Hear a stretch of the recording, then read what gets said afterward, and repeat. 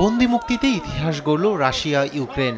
গেল ৩.৫ বছরের রক্তক্ষয়ী যুদ্ধের ইতিহাসে একসঙ্গে সবচেয়ে বেশি যুদ্ধবন্দীকে মুক্তি দিয়েছে দেশ দুটি। স্থানীয় সময় শুক্রবার মোট ৭৮০ জন বন্দীকে ছেড়ে দিয়েছে মস্কো ও কিয়েভ। এদের মধ্যে আছেন সেনা সদস্য এবং বেসামরিক নাগরিক। মুক্তিপ্রাপ্তদের মধ্যে অর্ধেক ইউক্রেনের, বাকি অর্ধেক রাশিয়ার।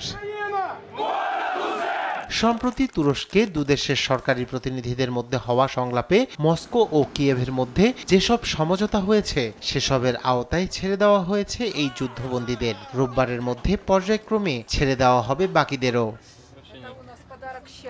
স্বজনদের কাছে ফিরে আবারও যেন প্রাণ ফিরে পেলেন এসব মানুষ। তাই আনন্দে ভাসছে মুক্তি পাওয়া রাশিয়ান ও ইউক্রেনীয়রা।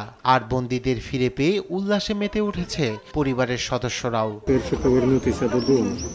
আমার স্ত্রী জানতো না যে আজ আমাকে মুক্তি দেয়া হবে। প্রতিবারের মতো শুক্রবার দেখা করতে এসেছিল। আমি যখন তাকে বললাম যে আমি আজ মুক্ত, সে কিছু বলতে পারছিল না, কেবল কেঁদে ফেলেছিল।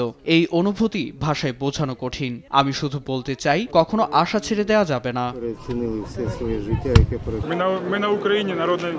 আমার অনুভূতি ভাষায় প্রকাশ করার মতো নয়। আমার এখনো বিশ্বাস হচ্ছে না যে আমি মুক্তি পেয়েছি। যুদ্ধবন্দীদের মুক্তিদানের ব্যাপারটিকে স্বাগত জানিয়েছেন মার্কিন প্রেসিডেন্ট ডোনাল্ড ট্রাম্প। শুক্রবার নিজের সামাজিক যোগাযোগ মাধ্যম ট্রুথ সোশ্যালে পোস্ট করা এক বার্তায় ট্রাম্প বলেন, এই সমঝোতা অদূর ভবিষ্যতে বড় সুসংবাদের দিকে নিয়ে যাবে। এদিকে বন্দি বিনিময়কে